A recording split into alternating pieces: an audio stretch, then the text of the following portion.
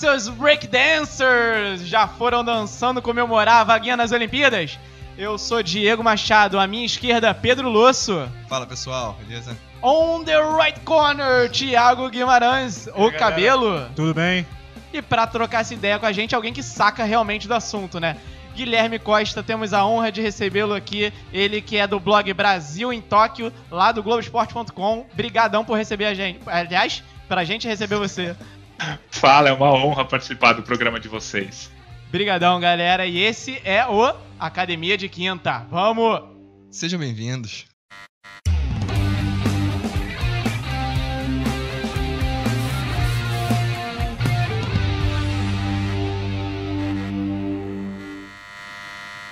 Então, galera, você viu, vieram algumas novas notícias aí sobre Tóquio, sobre as próximas Olimpíadas.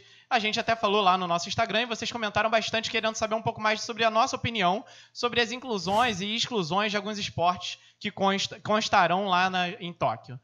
A gente até trocou uma ideia, né? Mas não só em Tóquio, né? Paris também, já tem previsão para 2024. Exatamente. E a gente chegou à conclusão que nós não sabemos o suficiente, conseguiríamos alguém que realmente entenda o assunto. Então, por isso, agradecendo de novo, Guilherme, brigadão por estar aí com a gente. Seja bem-vindo. É uma honra estar aqui no Academia de Quinta com vocês. A gente vai falar bastante aí de esporte olímpico. E eu também estou aprendendo. Breaking Dance, eu estou aprendendo aí as regras. Você está aprendendo Breaking Dance? Pô, legal. Curti. Isso não. é vontade.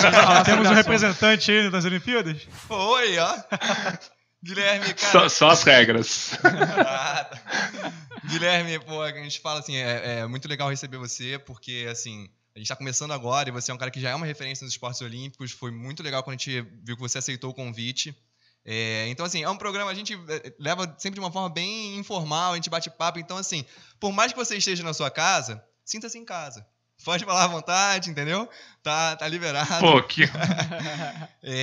Mas, assim, como o Diego falou... Que honra. Beleza.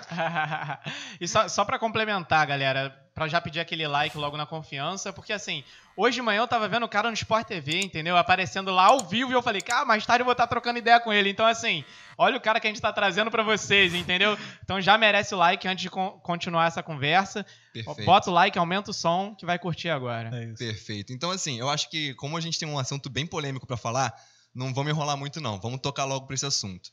Então, a primeira coisa que a gente jogou lá, que a gente recebeu aquela informação que, cara, breakdance vai entrar na Olimpíada em 2024. Ficou lá, por que vai entrar? Na primeira eu achei, legal. Sabe o que o pessoal achou legal também? A gente jogou aquela interação e foi bem contraditório e rolou uma polêmica. Então, assim, por que alguns esportes entram? Por que alguns esportes não entram? Por que alguns saem? Por que alguns saem? Como é que é feita essa fila? Então, assim, primeira questão que a gente queria levantar com você... Quais os critérios, né? Quais são os critérios que o COI utiliza para inclusão e exclusão, né? Quais são os rituais que os esportes têm que cumprir para ser aceitos no COI? E, assim, só completando, para liberar direto, por que mesmo cumprindo esses rituais, alguns esportes ainda não entram? Você tem essa resposta aí pra gente? A gente... Mais ou menos. O Comitê Olímpico Internacional tem tentado rejuvenescer a Olimpíada, porque a Olimpíada é sempre aquele negócio, canoagem, remo, pentatlo moderno, esgrima, que são modalidades bem antigas, digamos assim, tradicionais, conservadoras, que é sempre o europeu de média idade, branco, que pratica. De alguns anos para cá, o Comitê Olímpico Internacional tem tentado mudar um pouco isso, trazer esportes para trazer o público jovem. Tanto que para a Olimpíada de Tóquio, agora em 2021, a gente já vai ter o surf, vai ter o skate, vai ter o ciclismo BMX freestyle, que são escalada, que são modalidades entre aspas, para mais jovens, e em 2024 eles resolveram colocar o Breaking Dance.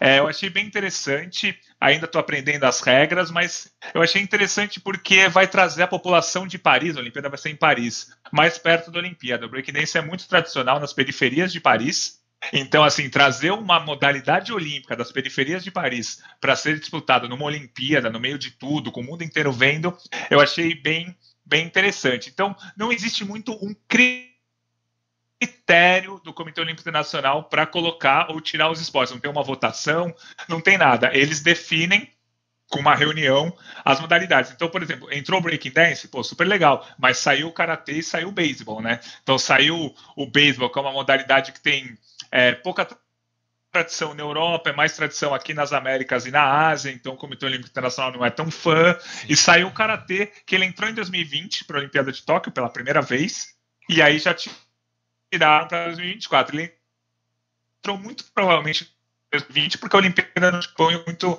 tradicional lá. Tiraram para 2024 e colocaram o breakdance, que é uma moda muito tradicional. França, não tanto quanto esporte profissional, mas como prática ali de rua nas periferias de Paris.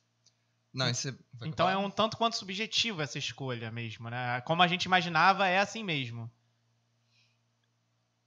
Isso, é muito subjetivo, mais ou menos o que o Comitê Olímpico Internacional quer fazer para as Olimpíadas, então não existe nenhuma votação, não existe, são, sei lá, 90 países federados em tal modalidade. Não, o Comitê Olímpico Internacional escolhe da forma com que a gente brinca, os velhinhos do porque os membros lá do Comitê Olímpico Internacional são todos brancos, ricos, de 70 a 80 anos, enfim, eles que decidem tudo, ao menos agora eles pensando, claro, no dinheiro deles, né, porque trazendo os jovens para a Olimpíada traz o dinheiro também, mas eles conseguiram pelo menos mudar um pouco a ideia de deixar só aquelas modalidades tradicionais e inserir essas modalidades um pouco mais um pouco mais jovens e novas para a Olimpíada. Eu vi que tem algumas pequenas regras, né, que o Comitê Olímpico Internacional exige, que parece que a modalidade tem uma associação internacional, né, e ser praticada em muitos países, né. E assim, o futsal, por exemplo, acho que foi nessa interação que a gente falou que fez, foi o mais questionado, né, o porquê do futsal não estar lá, né. Tem alguns outros também que são tão importantes quanto, mas essa do futsal acho que chamou bastante atenção pela quantidade de interações que a gente teve, né? Sim, a gente fez uma busca rápida e falaram, assim, pelo que a gente entendeu das outras matérias, o mais indicado para o futsal não constar entre os Jogos Olímpicos, entre os outros esportes, era porque não era tão praticado. Mas, assim, existem números que contradizem essa informação, Sim. principalmente se comparado com alguns esportes que estão lá e não são tão praticados, em média, quanto o futsal. Você teria alguma resposta? Sabe mais ou menos por que isso? A grande questão é que a FIFA, né, que comanda o futsal, a mesma entidade que comanda o futebol de campo, nunca pediu para o Comitê Olímpico Internacional a inclusão do futsal, porque para a FIFA não é interessante isso. Porque o que vai acontecer se o futsal entrar na Olimpíada? A Copa do Mundo de Futsal, que por sinal atualmente é disputada sempre no mesmo ano da Olimpíada, ia perder o valor, porque todo mundo só vai querer disputar a Olimpíada. Então, com a Copa do Mundo de Futsal perdendo o valor, a FIFA perde dinheiro. E aí a FIFA não quer isso. Então a FIFA não quer a Olimpíada, o futsal na Olimpíada. No futebol de campo, a gente tem aquela regra, né? Só atletas até 23 anos, que no ano que vem vai ser, agora em 2021, vai ser até 24 anos, por causa do adiamento das Olimpíadas, mas pelo menos tem um limite. Ninguém fala que a Olimpíada no futebol é mais importante que a Copa do Mundo. Muito por conta da Olimpíada não ser disputada pelos melhores jogadores. E se o futsal entrar, a Copa do Mundo da FIFA perde valor, a FIFA perde dinheiro, então a FIFA não importa. É aquele negócio, muitos esportes precisam da Olimpíada para existir. O futsal não precisa da Olimpíada. A FIFA não precisa da Olimpíada, né? A FIFA é tão grande ou maior do que o Comitê Olímpico Internacional. Então, para a FIFA não importa colocar o futsal nos Jogos Olímpicos. Por mais que a gente queira, principalmente porque a gente é brasileiro, e o Brasil é muito bom Sim. no futsal, mas não é muito do interesse da FIFA isso aí, não. Faz total sentido o que ele falou agora. Falou em dinheiro, já era, né, cara? Ainda mais com a FIFA, né? Ainda mais com a FIFA, né? Mas assim, isso que ele falou agora, bate às vezes, na verdade, explica muita coisa. E do porquê que a gente critica também a entrada de alguns esportes. Como, por exemplo, a manutenção do próprio futebol. Porque, assim, o futebol e o boxe, quando o COI decidiu liberar, na verdade, os atletas profissionais a participar, né? Porque antigamente a Olimpíada era para ser praticada por atletas amadores. E aí teve uma reunião falando, não faz sentido, porque a gente quer os melhores atletas e tudo mais. Só o boxe e o futebol que mantiveram os atletas amadores, no futebol masculino, no caso. Sim. Só que assim, não faz sentido o futebol continuar, sendo que a Olimpíada deveria ser o ponto auge da carreira de um atleta. Como ele mesmo falou agora, porque a FIFA fala que o Campeonato Mundial vai perder para a Olimpíada, para o futsal. Então, assim, não faria sentido para o futebol de campo continuar. E é um campeonato que demora, que é longo, que é ruim de organizar. Você precisa de campo, uma estrutura enorme. O COI querendo dar uma ajustada, não faz sentido. Assim como, Guilherme, você falou, eles querem atingir um público jovem. Não faz sentido o tênis continuar, o surf continuar, o surf entrar. Porque o surf, cara, pergunta pro Gabriel Medina se ele troca um título dele em pipeline por uma Olimpíada. Pergunta pro Nadal se ele troca um Roland Garros por uma Olimpíada. Mas... Essa questão de é o mais importante, não é o mais importante, que a gente questiona na hora de entrar. Eu acho que o surf é total explicado pelo que ele falou de tentar agregar uma galera mais jovem, né? Teve uma forte demanda, principalmente agora nos últimos tempos, pelo menos no Brasil. Não só surf, né? Surf, skate. Não, mas com o Brazilian Storm, que foi nós tivemos 3 campeões olímpicos, né? Olímpicos, ó.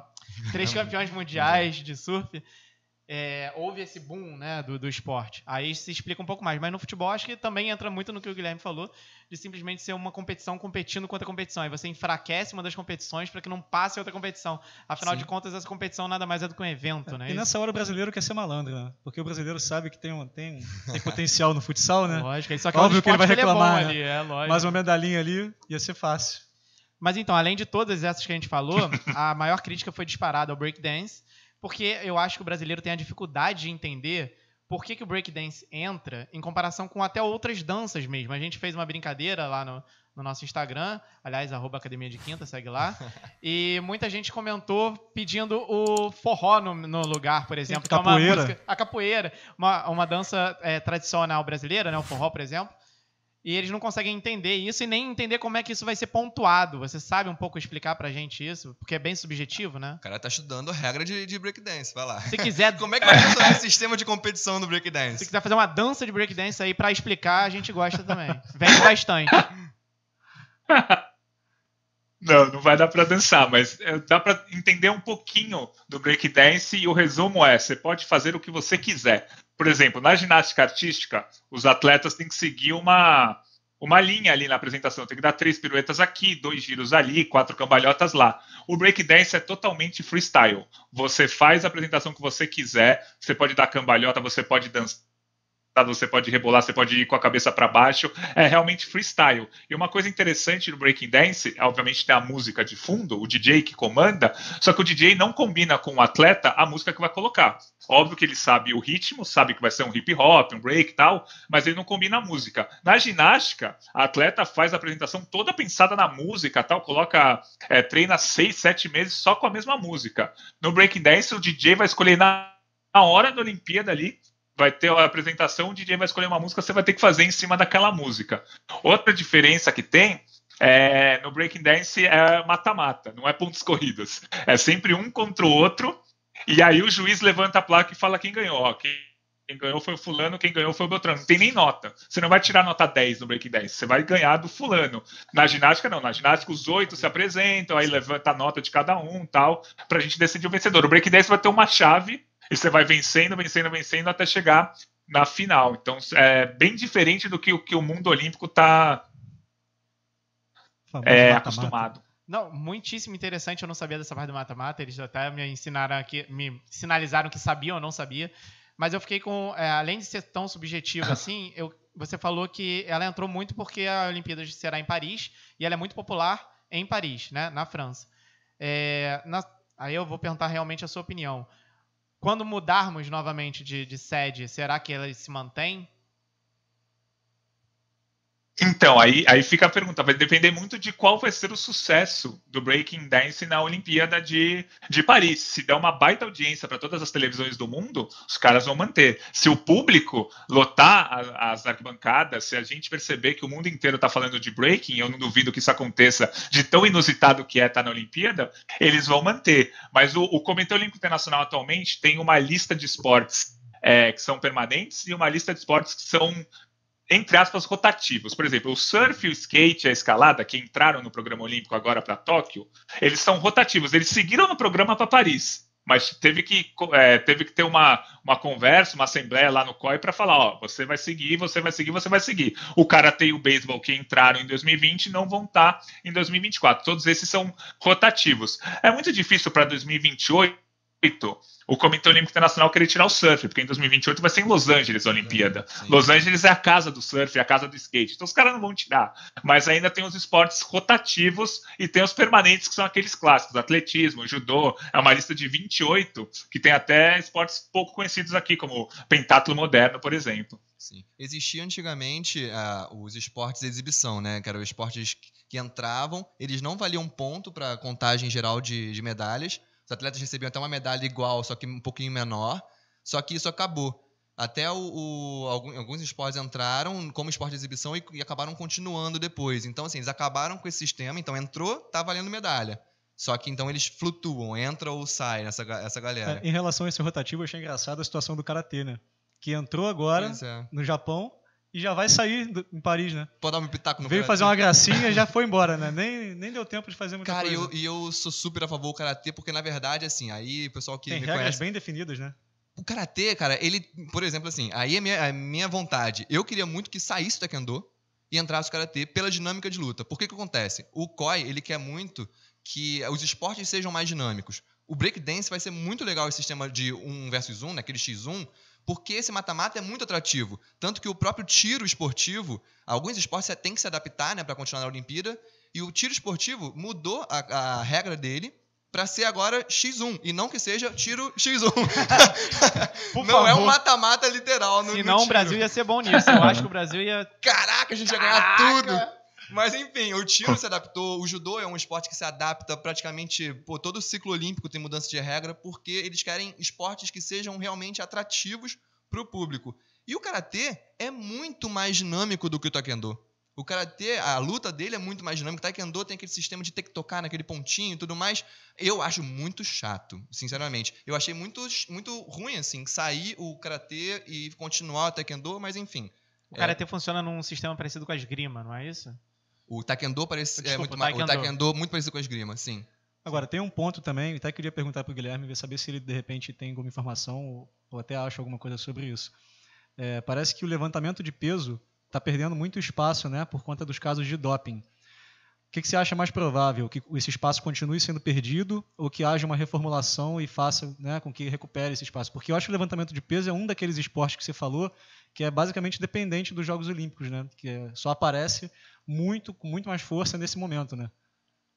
Isso, e o levantamento de peso é um dos poucos esportes que vem desde lá do século XVIII, lá do século XIX, 1896, já tinha levantamento de peso nas Olimpíadas. Só que os caras tem dois grandes problemas na Federação Internacional de Levantamento de Peso. A corrupção, que já está comprovada, já teve um monte de presidente deposto, e os casos de doping. O levantamento de peso é o esporte que mais tem casos de doping. Por exemplo, vou dar um exemplo rápido. Na Olimpíada de Londres 2012, na categoria até 94 quilos, o 9º colocado, o cara terminou a campanha dele em 9º. Hoje em dia ele está com a medalha de bronze, porque 6 caras foram pegos no doping, ele foi herdando e está com a medalha de bronze. Então, assim, o levantamento de peso está com muitos casos de doping, já perdeu muito espaço.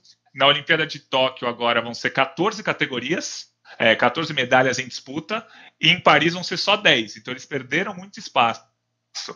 E ainda, eu conversei com alguns dirigentes do levantamento de peso, eles não lamentaram a perda de peso. Eles falaram, ufa, ainda bem que a gente continua, ainda bem que o Comitê Olímpico Internacional não inventou de tirar a gente das Olimpíadas. Então, o levantamento de peso tá ali com a corda no pescoço mesmo, e é uma modalidade que é o que você falou, sem Olimpíada dificilmente sobrevive, assim, é uma modalidade que depende muito da Olimpíada, mas eu acho que, assim, tá meio com os dias contados, assim, acho que até 2028, não sei se vai ficar mesmo, vai permanecer esse levantamento de peso. Perfeito. Não, perfeito. Mudando um pouquinho de tópico, mas ainda totalmente dentro disso, até pegando o gancho com relação... Nossa, foi muito...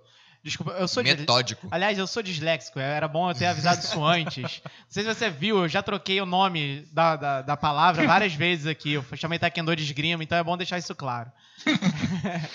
Então, falando sobre a preparação dos atletas, a gente falando de doping, a gente passou por um ano completamente atípico, né? A gente viveu um 2020 aí que praticamente não aconteceu para todos nós que trabalhamos normalmente fora de casa. E aí a gente ficou imaginando como seria, se para nós, professores de educação física, foi complicado treinar os nossos atletas, imagina como foi a preparação dos atletas olímpicos, né? Como que aconteceu, porque assim, as Olimpíadas foram adiadas, mas a gente sabe que o treinamento tem que continuar, né? Então, você tem alguma informação sobre como aconteceu essa preparação e como isso pode ter consequências nas próximas Olimpíadas? Então, a consequência vai ser muito forte, assim, quem tiver o melhor planejamento e quem conseguiu sofrer menos com a pandemia, com certeza vai ter mais sucesso em 2021. No mês de julho ou agosto, alguns meses atrás, a gente fez um levantamento lá no ge.globo, que o Brasil, entre as 15 principais potências olímpicas do mundo, e o Brasil se enquadra atualmente nesse top 15, o Brasil era o que estava com mais dificuldades de fazer os treinamentos dos atletas. Porque tudo estava fechado, não tinha o que fazer, muitos atletas ficaram 3, 4, 5 meses sem conseguir treinar, e aí o Comitê Olímpico do Brasil fez um projeto até interessante, que foi levar muitos atletas para treinar em Portugal, na Europa, no centro de treinamento e tal. Eles conseguiram levar mais de 200 atletas para lá, e a maioria dos atletas brasileiros ficou treinando em Portugal, onde tinha muito menos casos de coronavírus do que aqui no Brasil, nesse segundo semestre. Acho que foi uma boa escolha do Comitê Olímpico do Brasil. Eu tenho 300 críticas ao Comitê Olímpico do Brasil, mas essa foi uma boa escolha. Então os atletas brasileiros se viraram desse jeito. Muitos, depende muito das modalidades também. O Isaquias Queiroz, da canoagem, por exemplo, ele não parou de treinar, porque ele treina numa lagoa só para ele, fechada a lagoa que ele treina lá em Lagoa Santa, em Minas Gerais, perto de BH. Então o treino dele seguiu. A diferença é que esse ano ele não competiu. Mas o treinamento ele seguiu sem problemas. O que ele teve que mudar foi fazer academia de máscara, enfim, alguma coisa desse tipo. Então, alguns atletas sofreram muito. A Ana Marcela, da natação, ficou 4 meses sem entrar na água. Um atleta da natação ficando 4 meses sem entrar na água. Então vai variar muito. Isso aconteceu no mundo inteiro. Teve atleta que se deu bem, não, conseguiu manter o treinamento, e teve atleta que não conseguiu.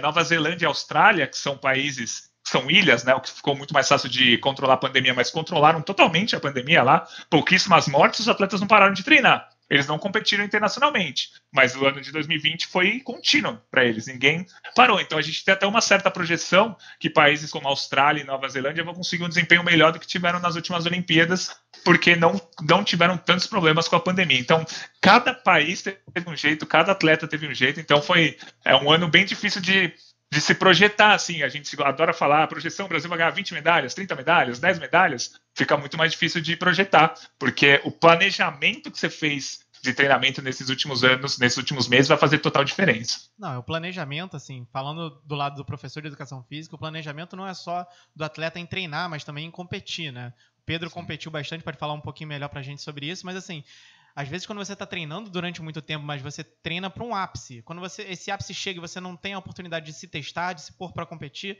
isso também vai minando não só suas forças físicas, mas também assim, sua aderência àquele treino, né? Você passa a não gostar mais tanto de treinar, a se questionar se você está fazendo certo, se você está realmente mesmo bem, né? Como você pensa que está.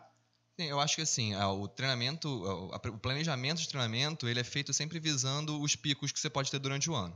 Então, quando a gente tem um ano preparado, sabendo que vai ter uma competição importante como a Olimpíada, a gente se prepararia para ter um pico naquele ano, que é o pico da Olimpíada. Talvez, se você fosse passar por algum tipo de seletiva prévia, você faria 2 picos de rendimento naquele ano.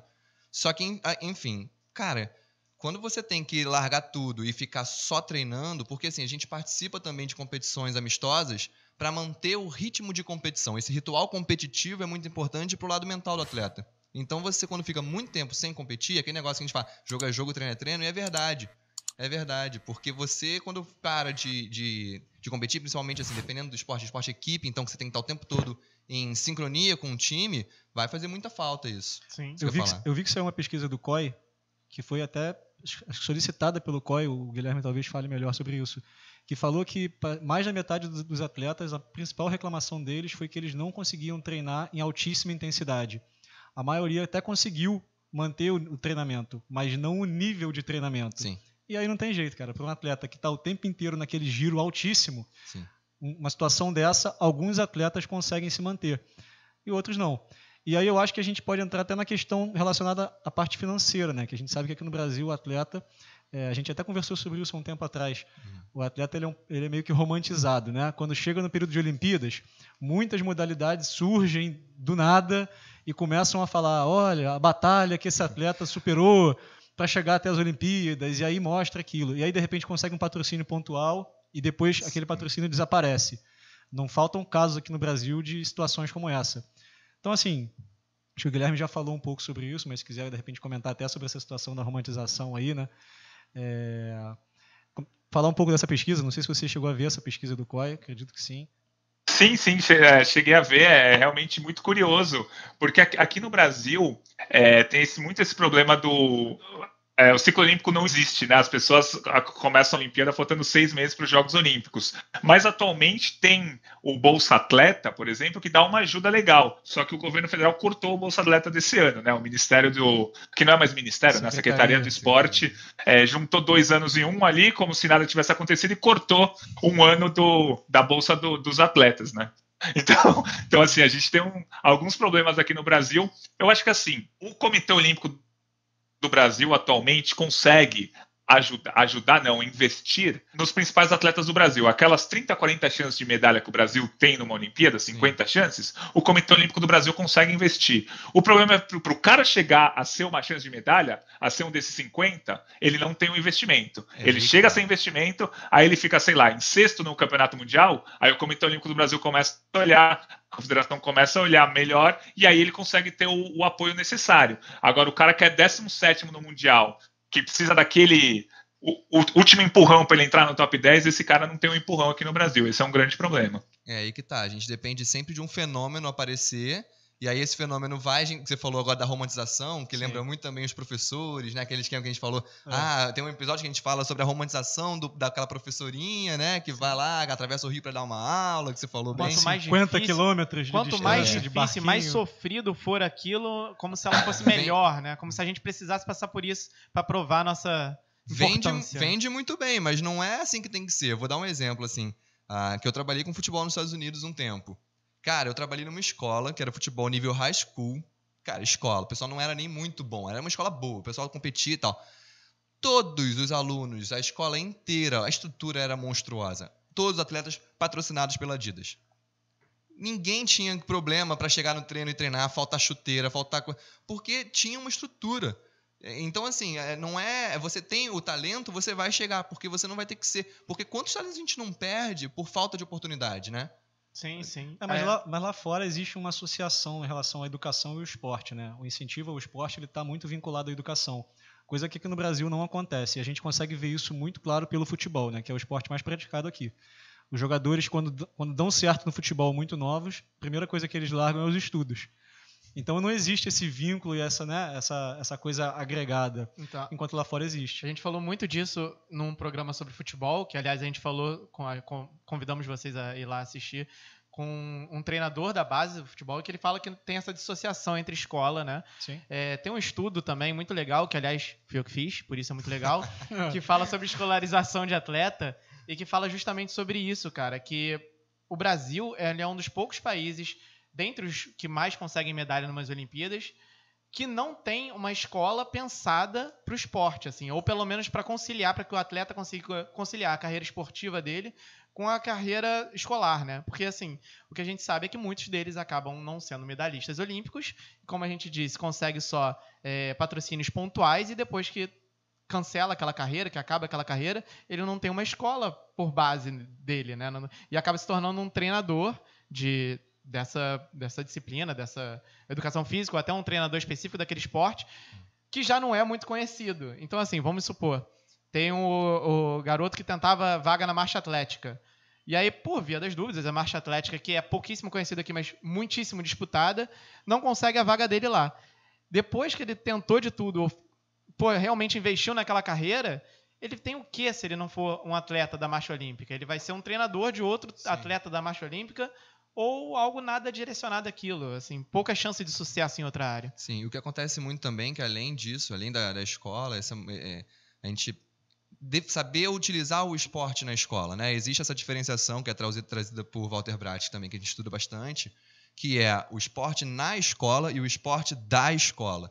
A gente saber utilizar o esporte educacional como um instrumento formador, um instrumento de caráter, vou dar um Faustão aqui também, uma formação de caráter, porque o esporte é uma ferramenta que tem que ser trabalhada. E a escola, tratando-se de Brasil, que aí o Guilherme vai poder falar pra gente, os esportes de base, a gente está falando aqui sempre de alto nível, de alto rendimento, mas na base, que é onde vai surgir realmente o atleta, a gente não trabalha, não tem oportunidade, a escola, ela é um potencial, ela ali é um lugar que muitas vezes vai ter uma pista, vai ter uma quadra, vai ter um campinho. Sim. Então, assim, tratando-se de futuro do esporte olímpico brasileiro, Guilherme, você tem alguma notícia, alguma coisa para trazer para a gente?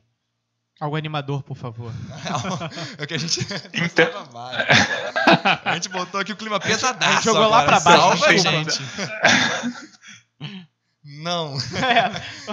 Mas as notícias realmente não são boas. Porque, assim, o esporte escolar do Brasil, por exemplo, você vai no Comitê Olímpico do Brasil e fala, como é que está o esporte escolar? Eles falam, a gente organiza os jogos escolares, mas a gente não comanda as escolas. Quem tem que construir uma quadra? Ou por que tem que ter uma quadra em tal escola? Porque o município, ou o estado, ou o governo federal tem que construir. Então, o Comitê Olímpico do Brasil ele tem que manter os jogos escolares. Ele só organiza um evento de 5, 6 dias ali, que até é super legal. Os adolescentes, as crianças vão lá de 12 a 14 anos, 16 a 18 anos participam, mas não tem uma origem na escola. É o que vocês falaram. O cara começou o esporte numa academia, ou começou porque o pai é técnico, ele foi treinar. Nunca é pela escola. É muito difícil um cara virar, comecei a jogar tênis de mesa na escola e hoje eu tô na seleção brasileira. Não, o cara até fez a escola, mas não foi na escola que ele aprendeu a jogar tênis de mesa. Então, é difícil isso. Os esportes aqui no Brasil, vocês sabem muito melhor do que eu, né? As escolas aqui são um pouco mais difíceis, né? Só para fazer um OBS, já que a gente falou bastante da nossa função na escola, a função do educador físico, nós da Academia de Quinta defendemos muito, que é oferecer experimentação para o aluno, para que o aluno realmente experimente a maior parte possível Diversidade de modalidades. de modalidades esportivas. Não necessariamente a gente tem que achar o próximo Pelé, Isaquias, enfim. Mas se achar, ótimo também. Mas se achar, ótimo. Tem que ter um esboço ali do que fazer se acharmos, né? Você ia falar, Pedrão? Não, eu ia falar que a gente estava falando dos esportes escolares. Os esportes escolares brasileiros são bem grandes, assim. Tem um número muito grande de participantes e tudo mais. Só que quando a gente vai ver a nível de estruturação e de organização, o projeto que vem por trás disso, você vai ver que os jogos... Aqui no Rio a gente tinha há muito tempo, eu cheguei a competir, não sei se vocês chegaram a jogar. Os jogos eles eram divididos entre jogos escolares das escolas públicas, que naturalmente tem uma estrutura menor, então as escolas públicas jogavam entre si, e os jogos das escolas particulares, que tem os atletas bolsistas e tudo mais. Acabaram com isso. Eram competições lindas, porque, cara, a gente fazia, às vezes, desfile no Maracanãzinho, era uma Olimpíada muito legal. Existia um incentivo ao esporte. Existia. E aí você classificava para os Jubes, para os jogos... Os jogos já é depois. Classificava para os JEBs, que eram os Jogos Escolares Brasileiros, e tinha uma visibilidade. A própria Globo tinha na revista, no jornal Globo, Sim. a coluna, eu apareci, por sinal. Tem uma matéria, não é só você que tem coisa, tem uma matéria minha também. Mas assim, cara, era muito legal. Você viu o atleta de escola pública tendo um espaço para competir e poder chegar lá. Hoje que acabaram com isso, só as escolas particulares conseguem ganhar alguma coisa, porque tem um incentivo, tem uma bolsa. E aí, como o Guilherme falou, e o atleta começou lá no clube a jogar tênis. Assim como foi no início lá das Olimpíadas e todos os esportes, a maioria dos esportes sempre foram elitistas, o Brasil e o esporte olímpico brasileiro hoje, se não investir em projeto, nos esportes, nas escolas, ele continua sendo, porque tem um estudo de uma amiga minha, ela está fazendo isso, agora ela pega todos os atletas brasileiros, se não me engano, eu tinha anotado aqui, se não me engano, de Pequim até Tóquio, e ela diz pra gente qual o primeiro contato de cada atleta olímpico brasileiro com esse esporte. E é muito legal você ver que realmente boa parte dos esportes brasileiros ainda vem de clube. Sim. E não vem de projetos. Sim. O mais próximo que a gente vai ter vai ser o handball, que é sempre um esporte escolar. Isso é fato. E quem tem dinheiro para pagar um clube, né? Pois é. Não, olha só. O Guilherme comentou sobre o governo federal. E eu acho que vale fazer uma crítica aqui, né? Porque nós, como educadores físicos, acho que a gente considera o esporte como uma questão de saúde pública. Promoção de saúde. Né? E isso a gente pode pensar até em saúde pública. Prevenção, enfim, tem milhões de fatores que você pode colocar.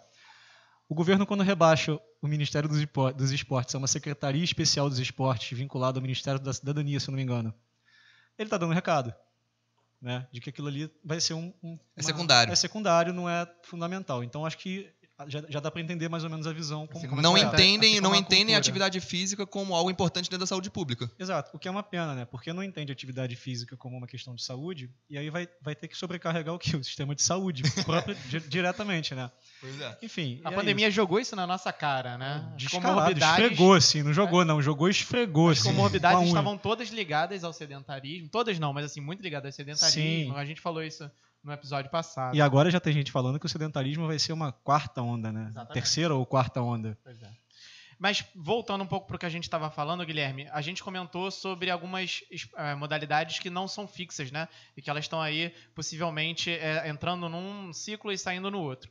Quando a gente pensa ali de gestão esportiva e pensa em investimentos do Comitê Brasileiro para uma próxima Olimpíada, como é que se trabalha a questão de um esporte poder não estar mais lá? Porque assim, a gente também está falando aqui de achar um futuro Isaquias lá na base, mas se ele chegar no ápice dele e já não tiver mais esse esporte nas Olimpíadas.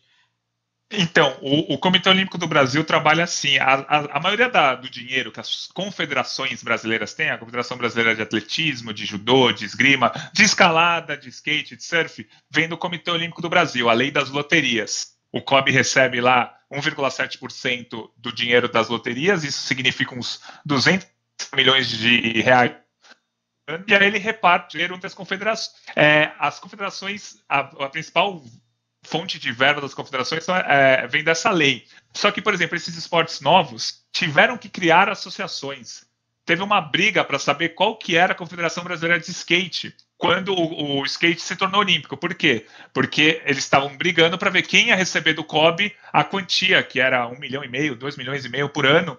Então tinha a Confederação Brasileira de Skate, que era que os atletas apoiavam, e a Confederação Brasileira de Hóquei e Patins, alguma coisa assim, que falava, não, eu que comando o skate aqui há não sei quanto tempo, tal. Então teve uma briga para ver quem ia receber essa verba. E algo parecido pode ser que aconteça no breaking dance, porque a gente ainda não tem uma confederação aqui no Brasil formada. Então a gente não sabe para onde que o Comitê Olímpico do Brasil vai mandar a verba no que vem. Então talvez a gente tenha essa discussão bem. E as confederações têm poucos patrocínios aqui no Brasil. Eles vivem praticamente só da lei PIVA do COB, o que é muito pouco. Assim, não digo nem muito pouco de quantia, mas você ter só uma fonte de renda chega a ser perigoso, né? Se o COB por algum motivo não manda esse dinheiro, a confederação não funciona o ano inteiro. Então eu fiz outro dia um levantamento, são 35 confederações brasileiras e só 11 têm patrocínios particulares. O resto tudo vive só da Lei PIVA ou da Lei PIVA e permutas, do tipo, uma marca de roupa dá os uniformes para a seleção, mas não dá dinheiro nenhum, entendeu? Então, 11 de 35, menos de um terço das confederações tem algum tipo de patrocínio. 11 dos 35. E quantas medalhas você falou? Quantos esportes representam possíveis medalhas pra gente? Como assim? São 35 modalidades, são 35 esportes na Olimpíada. O Brasil tem chance em uns 14 esportes de conquistar medalha. Me parece. Então, e muito provavelmente, assim, eu não fiz esse cálculo, eu devia ter feito. Mas os 21 que não tem patrocínio são os 21 que não ganham medalha. Acho que é mais ou menos isso mesmo. Parece uma associação bem forte aí, Me né? parece muita coincidência, no caso. É aquilo que a gente falou sobre o perigo da romantização, né? Porque a gente sempre valoriza aquele que passou por mais sufoco, mas no final das contas a gente sabe que o que teve mais investimento tem realmente muito mais chance de ganhar. Se você alguma coisa. pensar, cara, que um atleta em altíssima intensidade treina muitas vezes, 1, 2, 3 vezes por dia, e o cara não tem patrocínio, como é que ele tem que treinar e ainda tem que trabalhar? E aí o cara fala, não, mas é mamata, não sei o quê. Cara, não é, amigo. O cara é altíssimo rendimento. O cara não, é até difícil mensurar a quantidade de gasto energético que o cara tem por dia. Não, e esse é o top do top, né? O quanto eu tô os falando outros não ganham, né? de alguém que está concorrendo realmente a um pódio. Uhum. Né? Não alguém que está ali praticando atividade física. Alguém que está querendo disputar aquilo ali em altíssima intensidade. Sim. Ele tem que dedicar a vida dele àquilo. É difícil. Mas o que me preocupa não é isso, porque foi como o Guilherme falou, assim, quando o atleta chega nesse nível de disputar pódio, normalmente esse atleta que está chegando nesse nível, ele já tem algum tipo de patrocínio, de algum tipo de suporte. O problema é quando não se aproveita a onda que esse atleta cria. Uma das coisas que o Guga mais reclama, que ele sempre fala quando ele tem oportunidade, é o seguinte: não me aproveitaram. não souberam investir na base do tênis, não conseguiram aproveitar a minha onda. Hoje não tem nenhum tenista para me substituir. Sim, isso acontece muito. E isso que é o que preocupa, assim, mas vai investir, mas você pega toda essa grana que o COI recebe e distribui, e ela é distribuída no alto rendimento das principais equipes. Então não se distribui na base das outras equipes e criação de um fundamento. Perfeito. Ô Guilherme, falando já que a gente entrou nesse assunto do alto rendimento e das modalidades que tem chance, quais são as modalidades do Brasil que você acha que tem mais chance de medalha aí à frente? Nessa e nas próximas Olimpíadas. Judô já sabe que vai levar medalha. Agora fora, e o resto, fora o vamos futebol, lá. claro, né? Porque o futebol também... Futebol não leva medalha. Olha que é o campeão. Pai, futebol a gente não comenta. Então, o Brasil tem os dois carros-chefes das últimas 3, 4, 5 Olimpíadas do Brasil tem sido o judô e o vôlei de quadra e praia, né? E o judô estão sempre ali com 3, 2, 4 medalhas. Acho que isso vai se manter para 2021, né? A Olimpíada de Tóquio. E aí o Brasil teve, entre aspas, a sorte da entrada do skate e o surf, que juntos vão ganhar para o Brasil, a projeção que a gente faz são 4 ou 5 medalhas, somando skate e surf, né? Que o Brasil deve conquistar. Então o Brasil na última Olimpíada teve 19 medalhas. E não teve skate surf. Então, assim, para esta Olimpíada agora, além do judô, do vôlei, skate e surf, o Brasil tem sempre aqueles esportes clássicos que ganham medalha, tipo a vela. A vela é a maior medalhista de ouro da história do Brasil. O Brasil não é exatamente uma potência na vela, não tem 15 caras com chance de medalha, mas tem aqueles caras que a vela é um esporte muito familiar, né? Tem sempre um Grael disputando uma medalha, o Robert Scheid está sempre lá, então a vela é um esporte em que os atletas são mais longevos, né? Dá para você fazer uma vela com 45 anos e participar da Olimpíada. O Robert Scheid vai para a 7ª Olimpíada dele. Então a vela está sempre ali brigando por medalha. E aí o Brasil tem também, o boxe está muito bem, sim, dá para pensar em 2 medalhas. Beatriz Ferreira, mundial, muito boa. O boxe feminino do Brasil é mais forte comparativamente do que o boxe masculino, mas o interessante dessa Olimpíada é que talvez o Brasil estreie no quadro de medalhas em algumas modalidades que a gente nunca ganhou medalha. Esgrima, o Brasil tem uma campeã mundial, a Nathalie Moerhausen. O tênis de mesa, a gente tem o Hugo Calderano, número 6 do ranking mundial. Ele é favorito à medalha? Não, mas ele tem chance. O cara é número 6 do ranking mundial.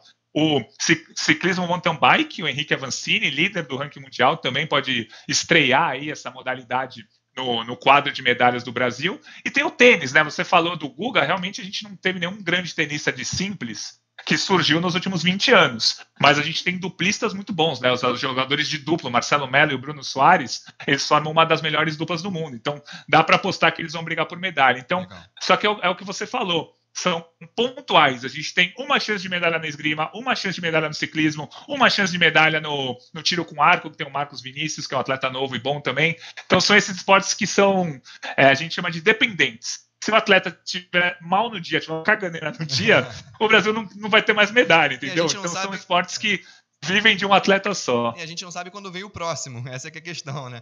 Deixa eu te fazer uma pergunta. Assim, você falou do ranqueamento dos atletas. A gente sabe que muitos atletas ficaram prejudicados com a pandemia em questão de classificação para a Olimpíada, em questão de seletivas e ranqueamento geral. Sim, porque adiamento de seletiva teve, sim, né? Porque alguns esportes ele necessita estar ranqueado no mundo e alguns atletas não conseguiram treinar nem competir por questões de pandemia. Alguns outros atletas pegaram a doença e não conseguem mais render como rendiam antes, tem esses relatos, né? Debilitados. E, assim, alguns atletas se lesionaram, outros estão chegando. Você sabe como é que ficou? Ficou a cargo de cada federação, essa seleção de atletas? Esse ranqueamento ficou abalado também? E qual vai ser o cuidado com eles também, né? Sim, eu vejo assim, pelo judô a gente tem eu estava brincando que o judô é potência, mas assim, a gente tem 2 atletas que são esperança total de medalha de ouro, que é a Rafaela Silva e a Mayra Aguiar. E as duas, já por causa desse intervalo da Olimpíada, perderam um momento. A Rafaela está respondendo doping e a Mayra se machucou. E não tem uma reserva à altura, né, que a gente estava falando. Então, assim, mesmo ela voltando a competir e conseguindo competir na Olimpíada, o ranqueamento dela caiu, o que atrapalha ela no sorteio das chaves. Então, o próprio caminho para a medalha fica mais difícil. Como é que ficou aí? Ficou a cargo de cada confederação? Quem estava garantido já está garantido agora? Como é que ficou essa classificação aí? Então, a regra que o Comitê Olímpico Internacional fez foi quem já estava classificado, continua classificado. Então, o futebol feminino do Brasil se classificou num pré-olímpico março de 2018. Vai jogar 3 anos e meio depois da Olimpíada, mas já está classificado, não tem mudança. Mas o ranking mundial, o ranking olímpico das modalidades geralmente vai ser fechado em maio ou em junho do ano que vem. Então é o que você falou. A Mayra Aguiar, a Rafaela Silva, elas vão cair no ranking mundial, cada uma pelo seu motivo, porque elas não estão conseguindo lutar. As competições voltaram, estão voltando aos poucos, elas não estão conseguindo voltar. Elas vão cair no ranking mundial. Só que o ranking mundial só será fechado em maio ou em junho, depois de um monte de competição que vai rolar, mas ficou a cargo de cada federação. Como que vai distribuir. O boxe, por exemplo, não teve nenhum pré-olímpico ainda. A Federação Internacional jogou todos os pré-olímpicos para 2021, agora vão ser disputados entre março, abril, maio, todos os pré-olímpicos. Então, cada federação escolheu como vai fazer, mas muitos atletas ficaram confusos. O Vinícius do Karatê, por exemplo, foi um caso meio estranho. Ele era vice-líder do ranking mundial e os 2 primeiros se classificavam para a Olimpíada.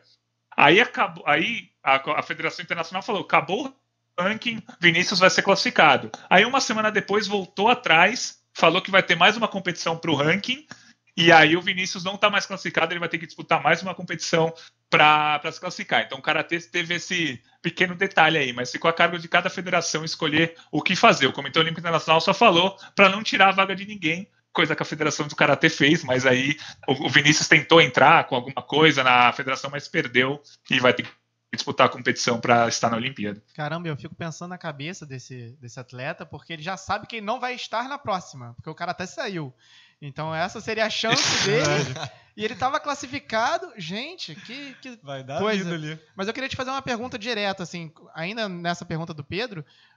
Para aqueles que tiveram a doença e tiveram seu rendimento prejudicado, você sabe, tem alguma informação de como vai ser o cuidado com esse atleta? Porque, assim, se fosse qualquer outra profissão, acho que se enquadraria como uma lesão de trabalho, né?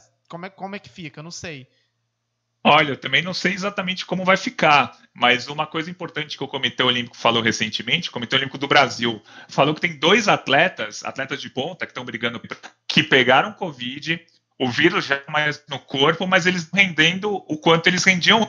Então são 2 atletas que não estão mais em alto nível a ponto de se classificar para uma Olimpíada. E antes deles ficarem doentes, eles tinham nível para se classificar para as Olimpíadas. O COB não quis falar quem são esses atletas, mas, é complicado. É um tipo de sequela que não é uma sequela para a saúde do atleta. O atleta não vai ter problemas para sobreviver, mas não vai conseguir mais fazer a profissão dele da mesma forma que ele fazia antes.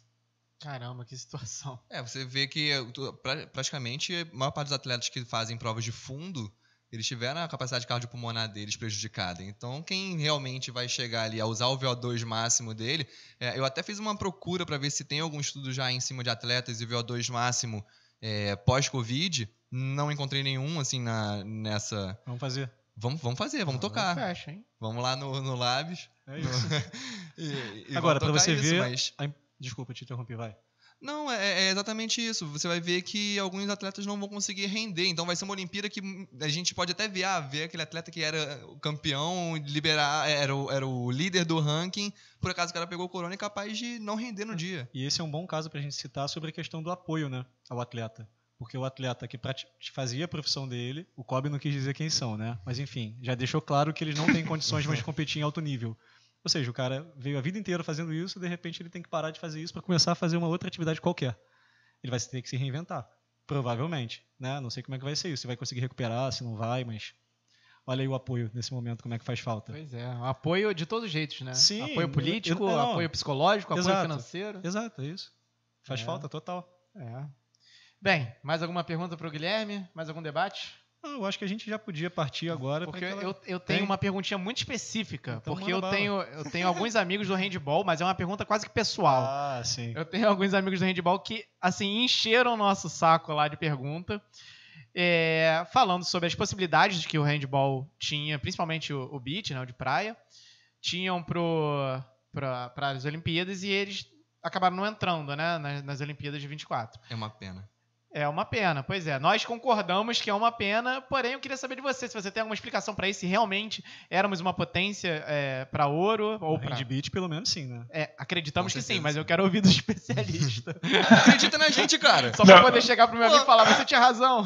Só porque o cara é da Globo, tu não quer acreditar na gente, ele falou, acredita no capaz. Você falou que ele é da Globo, eu quero voltar e falar, cara, dá o like, porque a gente tá entrevistando o maluco da Globo aqui, cara. A gente olha que a gente pediu Senta o pula. dedo aí. Né?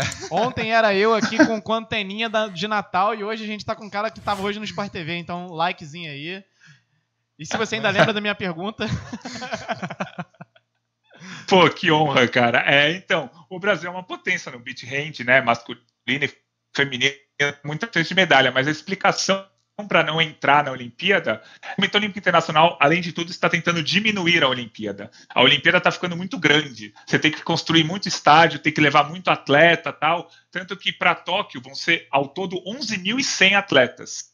Para Paris, o comitê reduziu para 10.500. Reduziu 600 atletas. Então, o Comitê Olímpico Internacional não queria colocar mais atletas na competição. E um time de handball, de beach hand, acho que são 8 pessoas ao todo, né, somando titular e reserva, seriam, sei lá, 8 seleções, seria 128 atletas a mais no masculino e feminino, e aí para o Comitê Olímpico Internacional não vale a pena. Um outro motivo é que teria que ter sido construída uma nova sede para fazer o jogo de beach hand. Por exemplo, a canoagem slalom teve uma prova colocada a mais no programa, mas é disputada no mesmo lugar onde a canoagem slalom normal é disputada. Então você não precisa construir nada.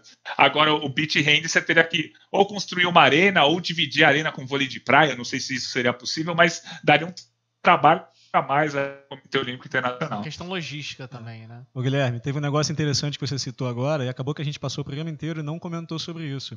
Você falou que o Comitê Olímpico está querendo reduzir o tamanho das Olimpíadas, né, a quantidade de atletas. Ao mesmo tempo, parece que em 2024 vai ser o primeiro Jogos Olímpicos que vai ter a proporção de 50-50 homens e mulheres, não é? Uma grande Pô, vitória. muito Esse eu acho que é um importante. marco que a gente não Esse pode passar esse programa bom sem que você comentar lembrou, sobre bom isso, que você né? lembrou. Porque é um ponto espetacular da história. Sim. As Olimpíadas já tem mais de 100 anos aí, a gente meio- finalmente conseguiu chegar a 50-50, né? Sim. E acho que a tendência é de manutenção quanto a isso, né? Não é nem de ultrapassar, nem de nada. Depois Talvez de tanta notícia ruim, você conseguiu terminar com uma notícia boa pra Lembro. caramba, né? que bom, né? Não, Tive que excelente. resgatar lá. Precisamos, cara. Por favor, comente 2 horas sobre isso se você quiser, Guilherme. É verdade, a gente lembra que a primeira edição da Olimpíada, lá em 1896, não teve mulheres, teve só homens. E desde então as mulheres foram crescendo aos poucos a porcentagem. Começou com 2%, aí passou a 10% e tal. Na Olimpíada do Rio eram 52% de homens e 48% de mulheres. Em Tóquio vai ser algo em torno de 50,8% homens e 49,2% mulheres. E agora sim, Paris 2024 vai ser 50-50. Mas é importante lembrar que o número total de atletas, 10.500 atletas, a gente vai ter 5.250 homens e 5.250 mulheres. Isso é importante, como vocês falaram, uma vitória excelente. Mas não são todos os esportes que vão ser 50% a 50%. Por exemplo, o nado artístico e a ginástica rítmica são só praticados por mulheres nas Olimpíadas, pelo menos. Então vão ser só mulheres nessas modalidades. Agora, se você pegar o futebol na Olimpíada tem 16 equipes masculinas e 12 femininas. Então a gente tem mais homens jogando futebol nas Olimpíadas do que mulheres. Então é legal, assim, a gente ainda tem alguns, entre aspas, vilões que continuam com mais homens do que mulheres nas Olimpíadas, mas no fim da conta fica 50-50, uma grande vitória, espetacular. E um detalhe especial para o ciclismo estrada. O ciclismo estrada é um esporte muito masculino, infelizmente, eles ligam um pouco para as mulheres. A gente tem o Tour de France masculino, não tem o Tour de France feminino, a gente tem a Volta da Espanha masculina, não tem a Volta da Espanha feminina, só que na Olimpíada, que eram 130 homens e 70 mulheres, se não me engano, agora vai ser 90 homens e 90 mulheres. Então eles conseguiram essa vitória. O pessoal do ciclismo não ficou tão feliz, porque o pessoal gosta de ver o ciclismo masculino, mas o importante é essa igualdade, essa vitória, que as mulheres continuem aí crescendo cada vez mais. Essa é a nossa torcida, assim, acho que sem pestanejar, né? Existem conquistas a serem conquistadas, mas existem conquistas a serem festejadas nesse caso, né? E, bem, juntando tudo isso que a gente falou bastante. Queria saber de você quais suas perspectivas para o futuro olímpico do país, do futuro das Olimpíadas também. Um fechamento realmente sobre o que você planeja, o que você acha que vai acontecer daqui para frente. Pra jogar no bolão. Para jogar no bolão, me fala que tá valendo. Vamos lá. Então, eu acho Jogando no bolão, vamos lá. Quais esportes vão crescer? Que medalhas a gente Então, gosta? eu adoro fazer... Eu adoro fazer essas projeções, adoro mesmo, sempre fiz. A Olimpíada de Londres eu acertei muita coisa, a Olimpíada do Rio eu errei muita coisa. Então eu adoro fazer essas projeções. A minha projeção é que o Brasil ganhe na Olimpíada de Tóquio agora 20 medalhas, sendo 6 delas de ouro. Então o Brasil vai conquistar mais medalhas do que conquistou no Rio, mas menos ouros do que conquistou no Rio. Essa é a minha projeção. Só que aí você vai me perguntar, pô, então o esporte brasileiro olímpico cresceu pra caramba, que legal. Não. O Brasil só vai ter essa quantia de medalhas por causa do skate e do surf, que não estavam no Rio. Então, assim, é importante ponderar. O esporte brasileiro não cresceu nesse ciclo, mas pode ser que ganhe mais medalhas por causa dessas duas modalidades. E o esporte brasileiro, infelizmente, no momento, ele vive dos atletas que já ganharam um investimento para a Olimpíada de 2016 e seguiram na carreira. Então, a gente vai ver uma média de idade dos medalhistas brasileiros agora em Tóquio muito alta, porque são mais ou menos, ou praticamente, os mesmos atletas que estavam brigando pela medalha em 2016, só que 4 anos mais velho. É a Ana Marcela da natação, Bruno Fratos da natação, o Isaquias da canoagem, Arthur Nori da ginástica, Arthur Zanetti da ginástica, Flávia Saraiva na ginástica, o time de futebol feminino, Formiga, Marta, Cristiane, são as atletas. A delegação brasileira em 2020 vai ser muito parecida com a de 2016, só que 4 anos mais velha. Isso preocupa, porque esses nossos atletas não vão aguentar. Paris 24 talvez, mas Los Angeles 2028 vai ter que vir uma outra geração. A Formiga com certeza vai estar lá. Gente, que pessoa impressionante, a Formiga. Incrível. Em altíssimo rendimento, né? Você ia falar? Não, acho que era isso. Acho que a gente Eu queria fazer uma menção honrosa aqui. É um amigo. Queria agradecer ao Gabriel Frick, meu parceiro, que fez essa produção do programa hoje, fez esse contato direto com o Guilherme. Vocês querem fazer mais alguma pergunta? Não sei. Não, eu quero fazer um agradecimento de verdade, Sim. Guilherme. Assim, foi uma sensação pra gente que tá começando realmente incrível de poder... Eu falei brincando, mas é verdade. A gente ligar a TV, ver você lá e à noite saber que a gente ia ter esse encontro aqui para debater um assunto que tanto nos interessa, tem tanto a ver com a nossa profissão e o que a gente quer trazer para vocês, que é sobre o papo sobre educação física. Então, de verdade, muito obrigado, Guilherme. Obrigado pela disponibilidade aí, Guilherme. Cara, falar também, só para te agradecer também, queria agradecer muito a presença, a gente realmente fica honrado com a sua presença aqui. Fazer também um convite para o pessoal que está em casa, essa brincadeira de fazer projeções e tudo mais é legal porque a gente fica ligado no esporte, fica ligado no que está acontecendo, no que está por acontecer. Exato. Então vamos deixar essa proposta para o pessoal que está assistindo o vídeo, de botar nos comentários aí embaixo do vídeo quais as medalhas que você acha que a gente vai ganhar. Excelente. E vamos fazer um bolão desse? Vamos fazer um bolão assim, Beleza. sem valer nada, valendo uma caneca. Não, Quem chega... é você que vai pagar, eu não tenho nada a ver com isso não. Tá garantido. Valendo uma caneca no final da Olimpíada de 2021. Quem chegar mais perto... Guilherme falou quantos? Quantas medalhas?